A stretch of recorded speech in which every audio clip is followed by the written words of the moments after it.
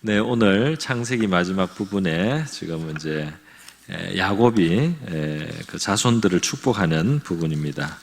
본문을 48장 8절에서 22절만 읽었는데 사실은 이제 48장 전체가 야곱이 자기의 아들 요셉의 두 아들이 므낫세와 에브라임인데 이제 그 두 형제를 이제 축복하는 자기 손자뻘인데 아들로 입양을 합니다. 그래서 이제 요셉은 두 몫이 되는 거죠. 요셉의 두 아들이 야곱의 그 이제 할아버지의 진짜 아들인 것처럼 그렇게 이제 몫을 받아서 나중에 이스라엘 민족이 지파들이 땅을 나눌 때 바로 이제 에브라임이 한 지파가 되고 또 므낫세가 한 지파가 되어서 이스라엘 12지파의 이제 그 땅 속에 이 두 몫을 차지하게 이제 되는 것입니다.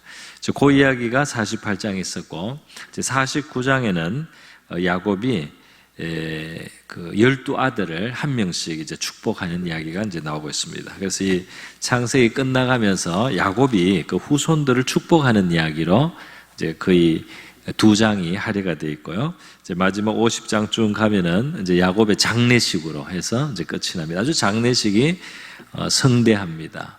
이 성대하다는 것은 뭐 사람이 인위적으로 이제 자기 장례식을 화려하게 하려고 해서 화려한 장례식도 있지만 그게 아니고 이제 아주 귀한 영향을 끼치거나 어떤 좋은 열매들이 있고 이러면 이제 자기가 원하도 원치 않던 상관없이 이제 장례식이 성대하게 되는 경우가 있죠.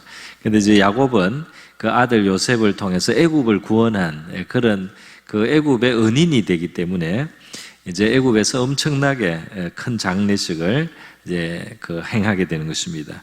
이제 이러한 사건들, 그러니까 야곱의 가장 마지막 말년의 이야기로 이 창세기 끝부분이 이렇게 되어 있다는 것이죠. 그래서 오늘 야곱의 축복이라는 제목으로 제가 이제 말씀을 이제 나누면서 축복하는 야곱 이렇게 제목을 잡아도 되는데요. 그러면 이제 야곱이 축복한다는 이야기만 되잖아요. 그런데 야곱의 축복 그러면 야곱이 축복한다는 말도 되지만 야곱이 하나님께 받은 축복, 야곱이 하나님께 받은 축복의 의미도 담을 수가 있어요. 그래서 야곱의 축복해서 야곱이 후손을 축복해 준 이야기이자 동시에 하나님이 야곱을 축복해 준 이야기, 그렇게 두 가지 뜻을 담아서 제가 야곱의 축복이라고 한번 이름을 이 제목을 한번 잡아봤습니다. 왜냐하면 야곱은 정말 끝이 풍성하고 끝이 성대하고 끝이 굉장히 그 아름답고 그 끝이 굉장히 그 뭐라 할까 영광스럽다고 할 수가 있겠습니다. 그러니까 이 사람의 생애는 굉장히 풍파가 많았고 말이죠. 아주 험악한 세월을 살았다고 바로 앞에 처음 만났을 때 그렇게 자기를 소개하는 장면이 있거든요. 내가 우리 조상의 연수에는 미치지 못하지만은 130세 당시에 아주 험악한 세월을 지냈습니다. 이렇게 말을 해요. 우리가 실제로 이 창세기로는 아브라함, 이삭, 야곱, 요셉의 이야기를 보면 야곱이 정말 오랫동안 그 삶의 시련이 굉장히 많았습니다. 그럼에도 불구하고 야곱의 생에 또 두드러진 특징이 뭐냐면 이 끝이 굉장히 풍성하다는 사실입니다. 끝이 굉장히 영광스럽다는 사실입니다. 끝이 굉장히 정말 해피엔딩이라는 사실입니다. 이 사람의 영적인 면에서도 풍성하고 이 땅에서 자신들의 그 후손들이 또 그렇게 이제 잘 되고 말이죠. 그래서 굉장히 야곱은 끝이 좋은 생애다. 그런 의미에서 오늘 저는 우리의 삶도 하나님께서 끝이 좋은 삶이 될 수 있도록 그렇게 축복해 주시기를 바랍니다. 저희들의 참 우리의 소원이 말이죠. 우리가 이 땅에서 사는 동안에는 풍랑을 경험하고 고생도 하고 어려움도 있고 이렇지만은 끝이 아름답고 끝이 좋을 수만 있다면 우리가 마지막에 참 큰 감사로 이 땅에 유종의 미를 거두고 참 그렇게 갈 수 있으면 얼마나 좋겠습니까? 그래서 이것은 신앙인들이 바랄 수 있는 아주 큰 소망의 한 모습이라고 할 수 있겠는데요. 우리 야곱뿐 아니라 이 다윗이 말이죠. 다윗이 하나님의 말씀을 사랑한다 그러고 다윗의 시편에서 많은 노래를 했는데 다윗이 이 생각할 수 있었던 이제 수많은 하나님의 그 말씀이라든지 하나님의 율법 속에는 이런 야곱의 이야기라든지 요셉의 이야기라든지 아브라함의 이야기라든지 이런 것을 다윗이 기억하고 있었을 것입니다. 그래서 다윗도 어려운 시절이 많았거든요. 다윗도 굉장히 시련을 통과했거든요. 그럴 때 아마 이 다윗은 야곱 같은 사람, 또 요셉이 시련을 당했다든지 이런 것을 아마 다윗도 참고를 하고 그것을 기억을 하고 그들의 삶이 어떻게 끝나는지 이런 것을 생각했을 때 다윗도 힘을 얻었으리라고 믿습니다. 안 믿습니까?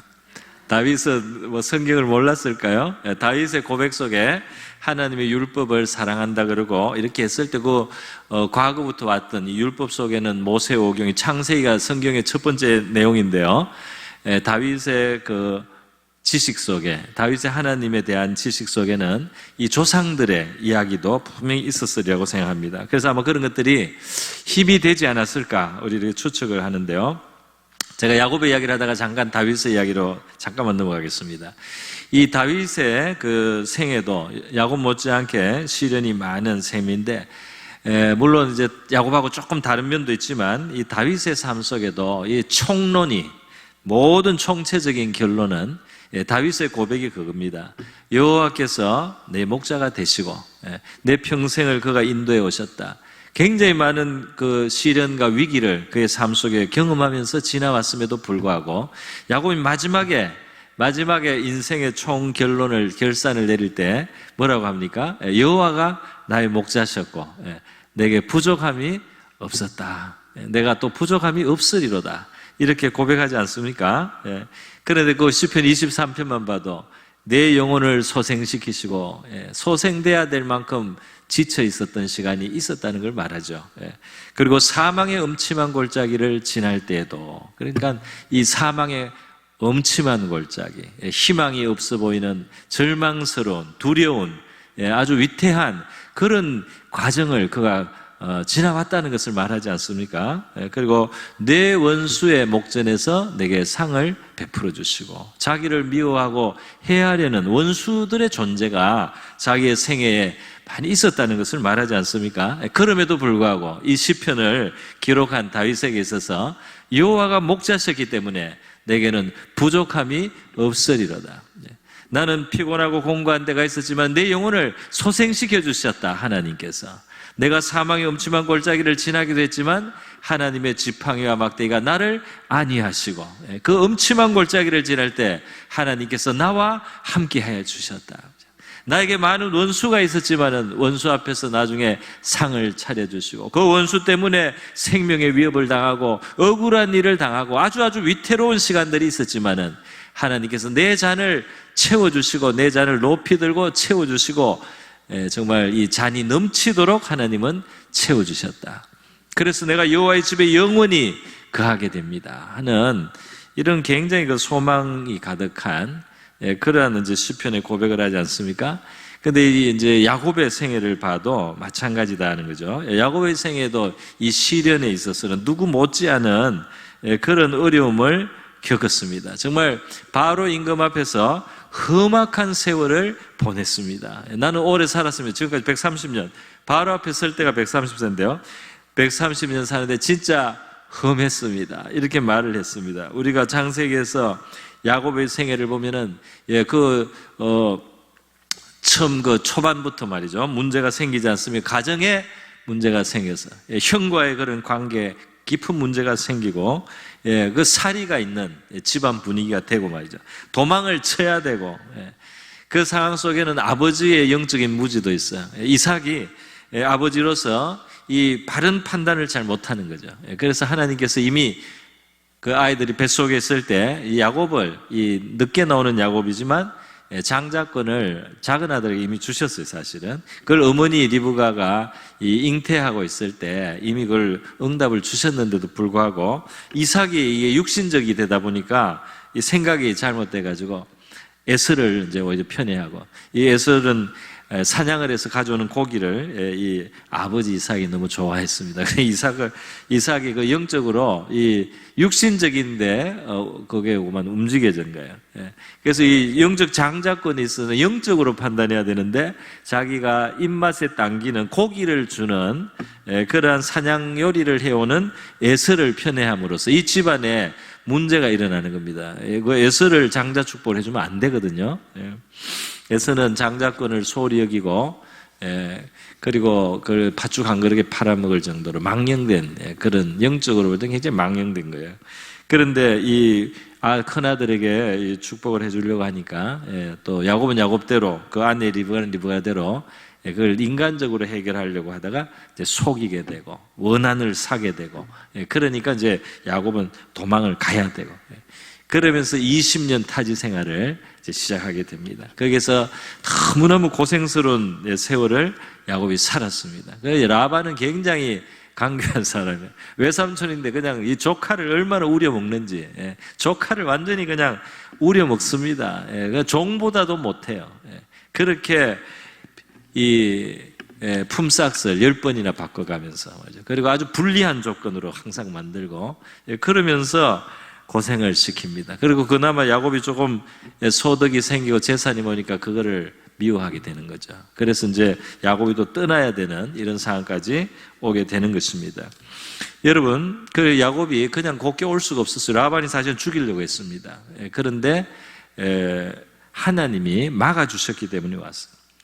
고향으로 돌아올 때도 또 에서가 또 군대를 이끌고 야곱을 아마 원한을 갚기 위해서 나올 때 야곱은 밤에 날이 새도록 하나님하고 씨름하면서 기도하고 축복을 받고야 그 위기를 넘길 수가 있었습니다. 뭐 그 이후에도 우리가 원래 이 기도, 우리 교회 표어로 삼은 이 말씀도 바로 야곱의 위기에서 나온 거 아닙니까? 굉장한 문제가 생겼잖아요. 세겜에서 편안하게 좀 지내다 보니까 신앙적으로 부패하게 되고 말이죠. 그 집안에 우상이 들어오게 되고 하나님 앞에서 정말 잘못됐을 때 집안의 사건 사고가 얼마나 터집니까? 그래서 그냥 딸이 말이죠 욕을 당하고 자식들이 살인자가 되고 주변의 족속들이 이 야곱의 집안을 다 그냥 없이 할 그러한 어떤 빌미를 주고 말이죠. 이렇게 해서 야곱이 망하게 되고 죽게 된 상황까지 이제 간 거죠. 그러니까 아주 깜깜한 상황입니다. 우리 표현은 아주 깜깜할 때 하나님이 야곱에게 야곱아 이렇게 있지 말고 낙심하지 말고 지금 베들로 올라가서 제단을 쌓아라 말이죠. 이렇게 말씀하실 때 이 말씀을 순종하면서부터 야곱의 길이 풀렸습니다. 그 도저히 안 될 것 같은 상황에서 말이죠. 그 제단을 쌓으면서 하나님 앞에 야곱이 나가는데 그때부터 하나님의 신기한 도움으로 가나안 족속들이 야곱을 당장에 몰살해야 될 것 같은데 이상하게 가나안 족속들이 야곱을 손대지 않습니다. 오히려 무서워하고 하나님이 그 마음을 줬다고 했어요. 그러니까 하나님 앞에 순종하려고 기도의 자리로 나가는 그 순간부터 이미 하나님이 특별히 야곱의 집을 보호해주기 시작했다 이 말입니다. 그 야곱이 나갈 때 하나님 앞에 진심으로 나간다는 그 바로 표현이 뭐였어요? 우상을 제거한 거죠. 집안에 들어있던 우상 신상들 그런 것들 다 그냥 상술이나 말에 파묻고 말이죠. 이방의 의복을 파묻고 세상에 도취되어 있던 것을 내려놓고 그리고 하나님 앞에 이제 나가서 다시 처음 믿음으로 돌아가려고 베델로 올라가서 처음 하나님을 만났던 자리로 올라가려고 이 야곱이 이제 길을 갈 때부터 막 이제 하나님의 보호가 나타나면서 야곱의 그렇게 두려워했던 상황이 정말 눈 녹듯이 그것이 녹아졌습니다. 하나님께서 우리를 도와주시려고 작정하시면은 그렇게 깜깜하게 보이던 상황에서도 눈 녹듯이 문제들이 녹을 수 있는 줄 믿습니다. 정말 안 될 것 같고 정말 희망이 없어 보이잖아요. 하나님이 도우려고 작정을 하면은 눈 녹듯이 녹을 줄 믿습니다. 눈 녹듯이 녹는 거죠. 뭐 이 피조물들이 하나님이 뭐 마음을 바꿔버리는데 뭐 그게 뭐 어떤 일이 있겠습니까? 그렇게 하나님이 이 환난 중에 야곱을 움직이시고 했어요. 자, 그러나 여러분 야곱의 생애는 그걸로 끝이 아닙니다. 야곱에게는 인간적 속성, 육신적인 마음이 계속 남아있어요. 그런 것 때문에 집안에 이때 시련이 계속 옵니다. 그 중에 하나가 뭐냐면 이 편애를 하는 겁니다. 편애를 해요. 그래서 이 자기가 원래 아내로 삼으려던 라헬이 낳은 아들이 요셉과 베냐민이거든요. 그 이제 특별히 요셉 첫 아들은 너무너무 예뻐하는 거죠. 그래서 요셉을 너무 편애를 하는데 어떻게 그렇게 아들이 12명이 있는데 말이죠. 그 한 아들만 색동옷을 입힙니까? 어떻게 나머지 애들은 다 그냥 이 보통 옷을 입히고 어떻게 한 애만 무지개 옷을 입히냐 말이에요. 그렇게 편애를 하는 인간적인 마음이죠. 그 다른 아들을 생각하지 못하는 마음이기도 하고요.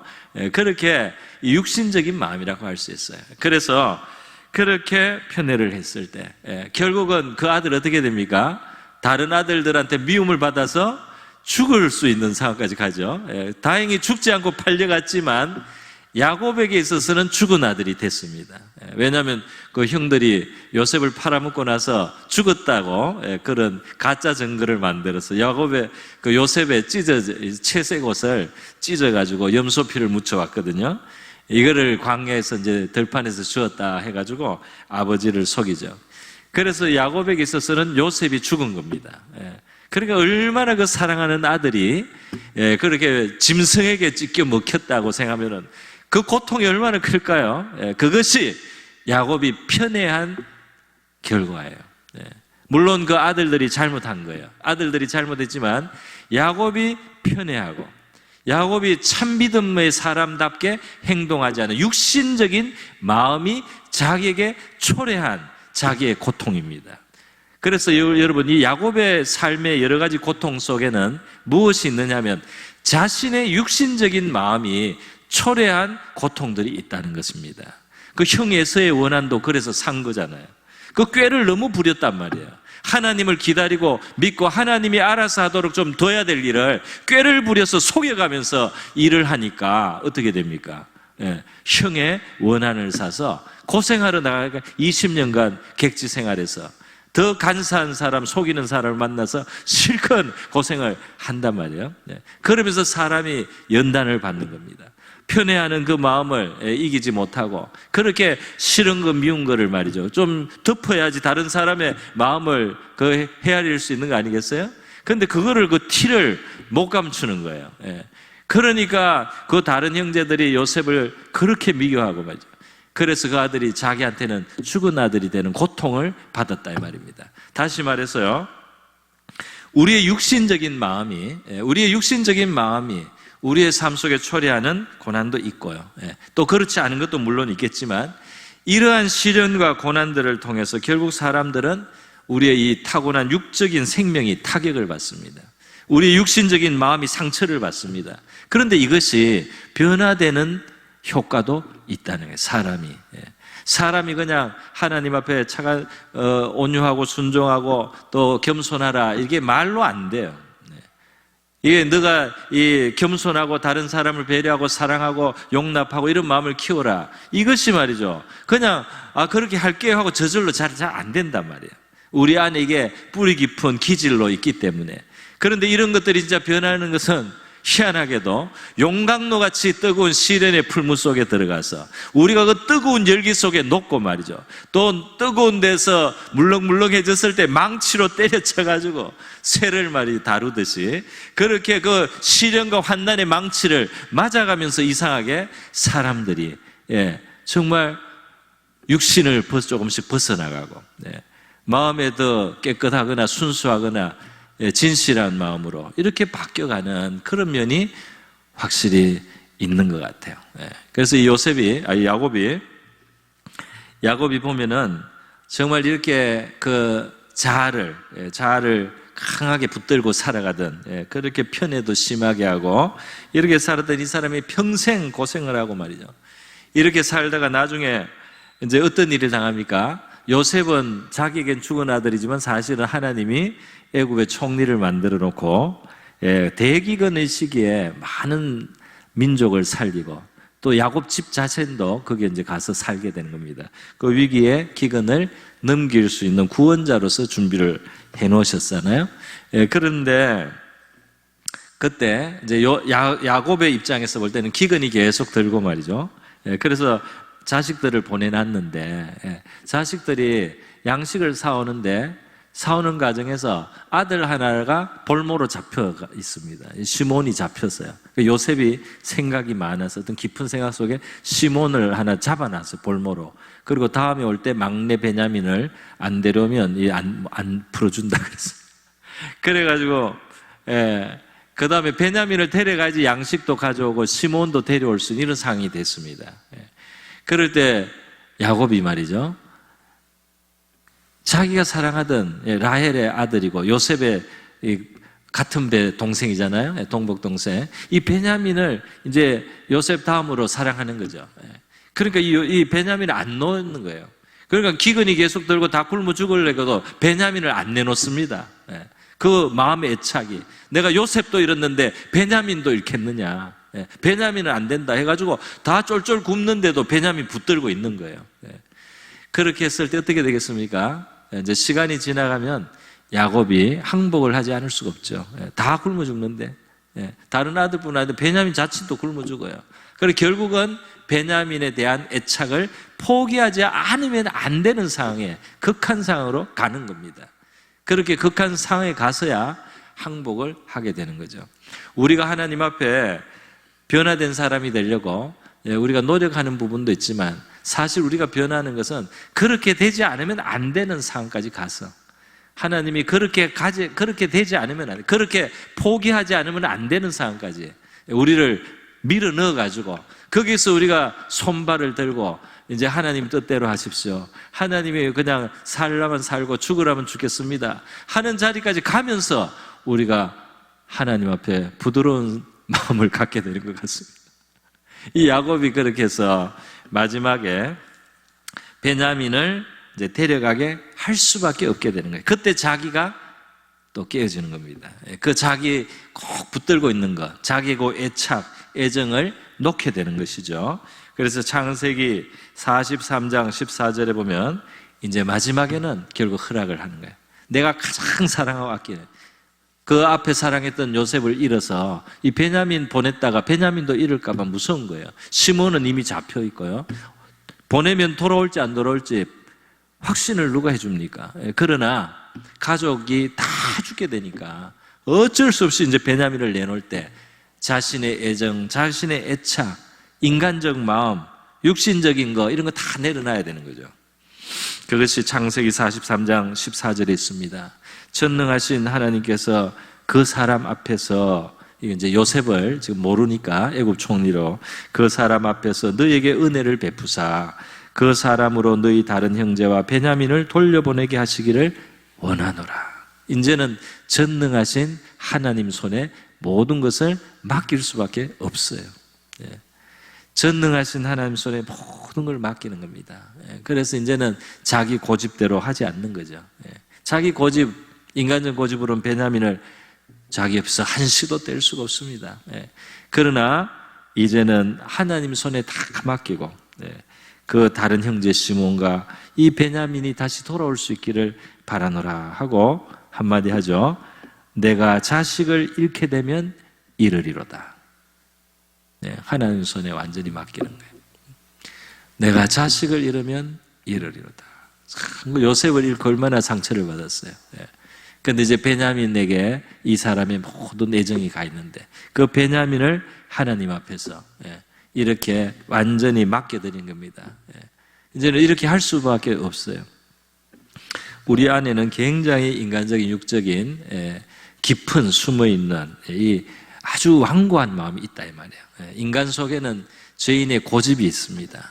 우리 속에는 깊은 고집이 있어요. 그래서 이것이 정말 부드러워져서 하나님의 뜻대로 이렇게 온유하게, 하나님의 뜻대로 우리가 하나님 앞에 온유한 자가 되면 하나님 우리에게 기업을 많이 줄 수가 있습니다. 할렐루야. 온유한 자는 땅을 차지한다고 했잖아요. 하나님이 이렇게 하면 이렇게 하고 저렇게 하면 저렇게 하는, 이게 온유한 건데, 사람들이 하나님 이렇게 하면은 이렇게 가고 싶을 때는 가고, 하나님 이렇게 해도 가기 싫으면 안 갑니다. 하나님 이렇게 했을 때 이렇게 가는 게 내 마음하고 맞으면 가고, 이렇게 해도 내 마음하고 맞으면 안 가는 게 그런 게 참 쉬워요. 그러면서 하나님의 뜻을 아니고 사실은 자기 뜻대로 사는 거죠, 계속. 그런데 하나님의 뜻이면은 우하면 우하고 좌하면 좌하는, 그렇게 온유한 자가 되면 하나님께서 우리를 통해서 얼마나 많은 일을 행하실 수가 있겠습니까? 얼마나 우리를 축복하실 수가 있겠습니까? 얼마나 우리를 통해서 많은 역사를 이루실 수가 있겠습니까? 그럼에도 불구하고 너무나 완고하기 때문에, 너무나 내 고집대로 하기 때문에 하나님의 일을 하는데 정말 도움이 안 되는 경우가 많다 이 말입니다, 우리가. 그 좋은 것을 주려고 해도 그렇게 불평과 원망이 많은 게 이스라엘 백성들의 모습이잖아요, 그죠? 좋은 것을 갖게 하려고 인도해도, 계속해서 애굽에서 나올 때도 불평이요 말이죠. 광야를 지날 때도 그렇고 가나안 땅에 들어가도 계속 좋은 길로 인도하는데 그 고비고비마다 다 원망과 불평이 가득합니다. 그러니까 우리 사람의 이 죄인의 기질이라는 것은 하나님이 축복해 주신 걸 스스로 막고 물리치고 몰아내고 등을 돌리고 뒤돌아가는 그런 것이 죄인의 모습이에요. 그것을 이끌고 하나님께서 건져내고 광야를 통과하고 가나안 땅을 접수시킨 것이야말로 하나님의 기적인 줄 믿습니다. 그걸 반대로 뒤집으려고 얼마나 많이 한지 몰라요. 그런데 그걸 끌고 하나님이 구원에 이르니까 하나님께서 우리를 불에 녹여가면서, 벌겋게 달려서 머루로 쳐가면서 그렇게 해서 우리 그릇을 만들어야 하나님이 주시는 것을 담을 수가 있다 이 말입니다. 그래서 야곱이 이렇게 베냐민을 잃으면 잃으리로다 하고 이제는 모든 걸 정말 내려놓은 거죠. 그리고 이렇게 했을 때 이렇게 하고 내려가서 어떻게 됐습니까? 큰 구원이 예비되어 있었는 줄 믿습니다. 잃기는 뭘 잃어요. 베냐민을 잃지 않을 뿐만 아니라 어떻게 되죠? 요셉을 다시 보게 될 줄이야. 그 요셉이 애굽의 총리가 되어 있을 줄이야. 이 만민의 구원자를 역할을 하는 그 아들을, 영광스러운 아들을 자기가 보게 될 줄이야. 할렐루야. 죽었다가 살아나기만 해도 너무너무 기쁜데 그 죽은 아들이 말이죠, 자기에게는 죽은 아들이죠. 그런데 그 아들이 영광 속에 있다 말이죠. 영광으로 자기를 영접해 준다. 얼마나 놀라운 일이 있습니까, 그죠? 하나님은 그렇게 선한 결과를 예비해 주셨습니다.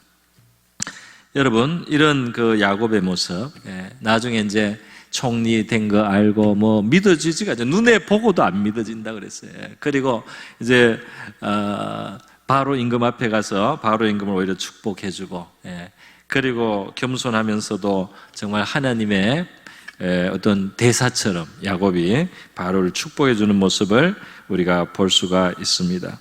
그래서 맞아, 이렇게 야곱의 생애는 많은 시련을 겪었지만 그 시련과 고통 속에 이 사람이 변하지 않을 수 없는 그런 시간들, 자기를 자꾸 내려놓지 않으면 안 되는 그런 상황들을 자꾸 이가 경험하면서요, 결국 이 야곱의 말년에 큰 참 하나님의 은혜가 넘쳤는 줄 믿습니다. 이 사람에게 평강이 있고 위로가 넘치고 영광도 있었고요, 그리고 신령해서 참 신령한 복이 있어요. 그래서 이 창세기에 나오는 아브라함, 이삭, 야곱, 요셉 다 참 나름대로 아름다운 면이 있지만 그 말년을 특별히 쳐다봤을 때 이 야곱의 말년은 특별히 아름답고 영광스럽습니다. 왜냐하면 이 후손들을 축복해 주는 모습이 그 어떤 사람들보다도 풍성해요. 할렐루야. 이렇게 시련을 많이 겪고 그 후손들을 축복하는 면에 있어서 이렇게 야곱처럼 풍성하게 축복해 주는 사람이 없습니다. 그래서 그 요셉의 두 아들 축복해 줄 때도 얼마나 영적인지 벌써 이 손이 엇갈려서 나가는 거예요. 이 오른손이 이 차자인 에브라임 쪽으로 가는 겁니다. 그리고 장자는 므낫세지만은 이 왼손으로 차자의 복을 사실 주게 됩니다. 이게 하나님의 영감을 따라서 이렇게 이제 손이 엇갈려서 가는 거예요. 그게 이 야곱이 얼마나 하나님하고 지금 가까이 있는지를 설명해 주는 겁니다. 그리고 다 알죠. 요셉은 처음에 아버지 눈이 어두워서 누가 장자고 누가 차자인지를 분간을 못해서 손을 엇가는 줄 알았어요. 그래서 아닙니다, 이쪽이 장자고 이쪽이 차자입니다 해도 야곱이 안다 아들아, 내가 다 안다. 그러나 하나님께서 이렇게 축복하시려고 한다. 손을 엇갈아 축복을 해줬어요. 요셉의 두 아들 에브라임과 므낫세만 그런 게 아니죠. 바로 이제 우리가 시간이 읽지는 않았지만 49장 1절에서 3절까지 한번 보겠습니다. 이제 자기가 이제 때가 다 됐다는 걸 알고 12아들을 부르는 겁니다. 야곱이 그 아들들을 불러 이르되 너희는 모이라. 너희가 후일에 당할 일을 내가 너희에게 이르라. 그러니까 유언이자 축복인데요, 그들의 미래에 있을 일을 말해주겠다는 겁니다. 그러니까 내 12아들의 하나들이 지파를 이루고 그 지파의 미래가 어떻게 될 것을 야곱이 내다보고 있다 이 말이에요. 그것이 내다보인다 이 말입니다. 얼마나 신령한 사람입니까? 근데 너희는 모여 들어라. 야곱의 아들들아, 너희 아버지 이스라엘에게 들을지어다. 르우벤아, 너는 장자요 내 능력이요 내 기력의 시작이라. 이 첫째 아들입니다. 위풍이 월등하고 권능이 탁월하다마는 하고 이제 시작합니다. 그래서 이 르우벤이 원래는 참 장자의 복을 받아봤다 하지만 큰 문제가 있는 거죠. 그 음행의 큰 죄 때문에 그래서 이제 그의 그 탁월함이 다 이루어지지 못한다는 것. 그 다음에 또 5절에 보면 시몬과 레위, 둘째 아들, 셋째 아들, 이들도 문제가 좀 있어요. 이들이 세겜 사람들에게 복수해서 많은 사람들을 죽이는 그런 문제를 일으킨 아들들이거든요. 그래서 이들에 대해서도 별로 좋은 이야기는 못 해줬습니다. 그러나 이제 넷째 아들 유다부터 하나님이 이제 유다에게 큰 축복을 주시는 거죠. 거의 장자의 건과 같은 복을 주십니다. 그 유다가 사자처럼, 움킨 사자처럼, 숫사자처럼, 또 먹을 것을 움킨 숫사자 같고 암사자 같이 그렇게 이제 축복을 해줍니다. 이 야곱의 축복이 그대로 나중에 이루어지잖아요. 이 유다 지파에서 다윗이 나오고 다윗 왕조가 세워져서 이스라엘의 기둥이 됩니다. 할렐루야. 유다 지파의 문양에 보면은 사자가 되어 있어요. 사자. 고대로부터 이 사자의 형상으로 유다 지파를 묘사를 했습니다. 여기에 스불론을 13절에 이사가를 하고 또 단에 대해서 축복하고 갓을 하고 아셀, 납달리 그리고 요셉을 축복할 때 무성한 요셉은 22절에 무성한 가지고 셈 곁에 무성한 가지라. 그 가지가 담을 넘었도다. 이렇게 요셉의 그 축복이 또 이렇게 큽니다. 자, 이런 이제 12아들을 하나하나 축복을 다 해줘요. 예를 들면 13절에 스불론은 해변에 거주하리니, 스불론의 지파가 미래에 해변 땅을 차지할 것을 다 알고 있어요. 그곳에 뱀에는 해변이라 그의 경계가 시돈까지 이르리로다. 스불론 지파에 대한 축복이거든요. 아셀 20절에 아셀 지파에 아셀에게서 나는 먹을 것은 기름진 것이라 그가 왕의 수라상을 차리리로다. 그래서 이 아셀 지파에게 풍요한 물산이 있을 것을 말을 하고 있습니다. 21절에 납달리는 노인 암사슴이라 아름다운 소리를 발하는도다. 이 납달리 지파에 받는 축복도 아주 큰 축복입니다. 이렇게 한 지파 한 지파를 이제 축복해 주는 모습을 우리가 볼 수가 있습니다. 여러분, 야곱은 많은 시련을 겪었지만요, 그 시련 속에 빚어져서 신령한 사람이 되었습니다. 마지막에 정말로 아름답고 가장 신앙이 좋은 때가 언제냐? 죽기 직전입니다. 할렐루야. 저와 여러분도 숨 넘어가기 전에 가장 아름다운 신앙이 될 수 있기를 바랍니다. 가다가 이렇게 내려가지 말고요, 죽을 때까지 최고로 신앙이 말이죠, 깊어지고 순수해지고 강해져서 죽을 때 최고로 하나님 앞에 영광을 돌려드리고 자손들을 마음껏 축복해주고 그렇게 우리 주님의 품으로 돌아갈 수 있기를 바랍니다. 그렇게 시련을 당하면서도 빚어졌어요. 우리 이 미래에 대해서 말했다는 거, 제가 지난번에 우리 오순절 성령 강림 때 그 본문 말씀에서 나눈 적이 있습니다. 뭐냐면은 성령이 임하시면은 어떻게 되느냐? 남종과 여종이 예언을 한다 말이죠. 이 노인들이 꿈을 꾸게 된다 말이죠. 어린아이들이 예언을 하고 말이죠. 그리고 청년들이 환상을 본다 그랬어요. 이것이 무슨 말이냐? 하나님에 가까워지고 하나님의 영이 우리 속에 더 충만하여 질수록 우리는 미래를 바라보게 됩니다. 할렐루야. 미래를 바라봐야 되는 거죠. 물론 과거의 뭐 교훈을 우리가 잊지 않아야 되겠고, 과거에 우리가 어떤 뭐 좋은 것은 감사해야 되겠고, 과거의 잘못은 우리가 교훈 새겨야 되지만, 이 과거를 계속 우려먹고 있으면 발전을 못 해요. 과거를 계속 바라보는 적에 부정적인 게 많습니다. 그렇지 않습니까? 과거를 생각하면서 원망하는 사람 얼마나 많아요. 그죠? 과거를 생각하면서 옛날만 뭐 좋았다 그러고, 그죠? 맨날 그걸로, 옛날만 우려보는 거 말이죠. 그거 별로입니다. 우리는 현재를 소중하게 여기고 미래의 소망을 갖고 살아야 될 줄 믿습니다. 늙은이도 꿈을 꾼다 그랬잖아요. 하나님의 성령을 우리가 모시고 하나님의 은혜 가운데 은혜가 더 충만하게 될 때 우리 성령의 역사는 우리에게 미래를 자꾸 바라보게 하고 소망을 가지게 하고 내일을 위해서 심게 하시는 줄 믿습니다. 내일을 위해서 기도할 것이 있고 말이요, 내일을 위해서 지금 행할 것이 보여야 된다 이 말입니다. 그래서 젊은이들은 환상을 보고 늙은이도 꿈을 꾸면서 사는, 바로 이것이 우리 믿는 신자의 모습이다 이거예요. 그런데 맨날 옛날 이야기만 하고 말이죠. 옛날이 어땠고, 옛날이 좋았고, 옛날이 좋았으면 또 좋은 대로 오늘날에 대해서 불평하고, 옛날이 나빴으면 나빴던 대로 원망 불평거리로 삼고, 그래서 되겠습니까? 미래를 바라보고 그 미래를 바라보면서 오늘의 우리의 주어진 이 기회와 여건을 살려서 사는 것이 생산적인 신앙인의 모습인 줄 믿습니다. 그렇게 이 야곱이 말이죠, 마지막에 이 자기 12아들의 미래를 바라보고, 어떤 아들에게는 책망을 했는데 그것은 그 경계죠. 장자의 축복을 받을 사람도 이렇게 함부로 살면은 장자권이 자꾸 넘어가서 넷째 아들이 결국은 장자가 돼버립니다. 그 혈기를 조심해야 되는 거예요. 둘째 아들, 셋째 아들. 음행을 조심하고 혈기를 조심하고 말이죠. 그러기도 하고 좀 부족하고 모자라더라도 하나님 앞에 겸손하게 있었고 자기의 죄를 인정했던 유다가 장자의 축복을 받습니다. 할렐루야. 혈기로 사는 사람 축복을 잃어요. 하나님 앞에 은혜를 받고 더럽게 살면 안 됩니다. 그러면 안 되는 거죠. 부족하고 허물이 있어도 하나님 앞에 죄인인 줄 알고 겸손하게 살고, 그리고 낮은 자리로 처할 줄 아는 유다처럼 가면은 우리가 영적인 큰 축복을 받습니다. 할렐루야. 사자처럼 하나님이 축복해 주신다는 겁니다.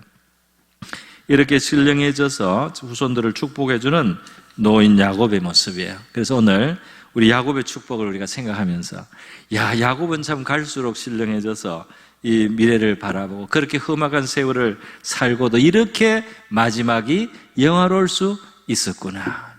이것이 저와 여러분에게도 같은 소원이 될 수 있기를 바라고 또 실현이 될 수 있기를 바랍니다.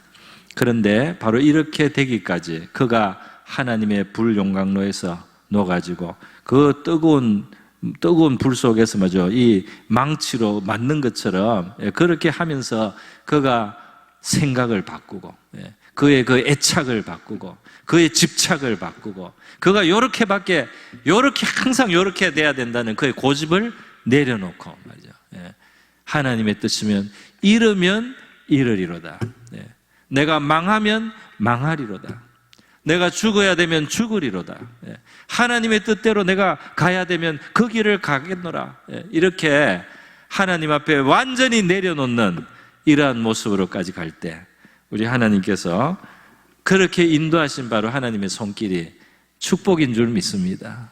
그 환경이 굉장히 가혹하게 보였지만은 바로 그렇게 더 이상 고집하지 않는 사람을 만들어 가신 우리 하나님의 축복이 야곱을 복되게 하신 줄 믿습니다. 그 복이 이 후손들에게까지 넘어가는 것이죠. 오늘 저와 여러분이 우리의 삶의 지금의 자리는 아직까지 우리가 좀 험한 시간을 보내고 있을 수도 있을 거예요. 어떤 분들은 뭐 좀 덜하기도 하겠지만 어떤 분들은 참 내 삶이 험하다 이렇게 생각할 수도 있을 겁니다. 야곱의 생애를 생각하시기를 바랍니다. 큰 고비가 있었거든요. 정말 다 죽는 줄 알았어요. 다 죽는 줄 아는 그런 시간들이 있어요. 내일이면 죽는 줄 알았어요. 내일이면 400명이 칼 들고 온단 말이에요. 내일이면 가나안 12족속이 우리 집을 다 에워싸서 죽인단 말이죠. 예. 이런 일들이 있었던 것입니다. 예. 처음에는 에서 하나가 무서웠지만은 나중에는 말이죠. 그 무서운 사람들이 더 커졌어요. 그럼에도 불구하고 결국은 그 모든 것에서부터 그를 보호하시고 그를 지키시고 보존하신 하나님을 경험했습니다. 그리고 금방금방은 안 됐지만 계속 그러한 시련 속에서 야곱이 그래도 변화해 간 줄로 믿습니다. 인간적인 마음 내려놓고 육적인 마음 내려놓고 더 하나님 앞에 부드럽고 온유한 마음이 되어서 하나님 손에 맡기는 사람이 되었을 때 우리 하나님이 그를 더 신령한 사람으로 축복하시고 그의 대대를 축복해 주신 줄 믿습니다.